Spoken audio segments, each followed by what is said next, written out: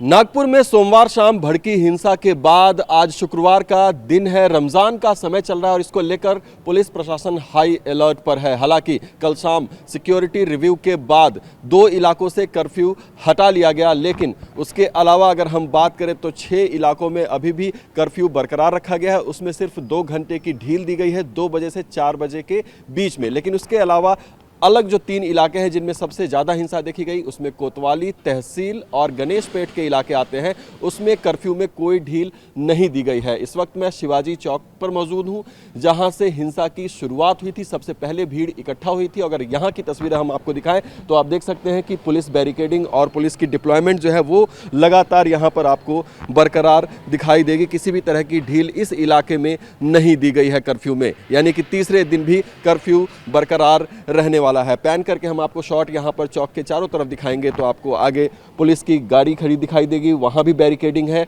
पूरी तरीके से किलेबंदी जो है इस इलाके की गई है। शिवाजी चौक का ये इलाका है। दूसरी तरफ की तस्वीरें अगर हम आपको दिखाएं तो यहां पर देखेंगे कि शिवाजी की मूर्ति है और मूर्ति के बाद अगर दूसरी तरफ दिखाएं तो यहां पर आपको दिखाई देगी कि पुलिस की डिप्लॉयमेंट के साथ साथ यहां पर मोबाइल सर्वेलेंस वैन भी लगातार तैनात है इस जगह पर। किसी भी अप्रिय स्थिति से निपटने के लिए यहां पर डिप्लॉयमेंट जो है वो बरकरार रखी गई है और कर्फ्यू में कोई भी ढील इस इलाके में नहीं दी गई है, क्योंकि हिंसा की शुरुआत यहीं से हुई थी। सामने अगर देखें तो ये गांधी गेट है और उसके आगे भी आपको बैरिकेडिंग लगी हुई दिखाई देगी। वाहनों का चलना बिल्कुल मना है और पुलिस की डिप्लॉयमेंट जो है वो लगातार बरकरार रखी गई है। तो इस तरह की व्यवस्था जो है वो आज जुम्मे की नमाज से पहले, क्योंकि कर्फ्यू लगा हुआ है इसलिए किसी भी मस्जिद में जुम्मे की नमाज की इजाज़त भी नहीं होगी, इस तरह की जानकारी प्रशासन की तरफ से आ रही है। लेकिन चूंकि आज रमज़ान के समय पहला शुक्रवार है, हिंसा भड़कने के बाद ये पहला जुम्मा का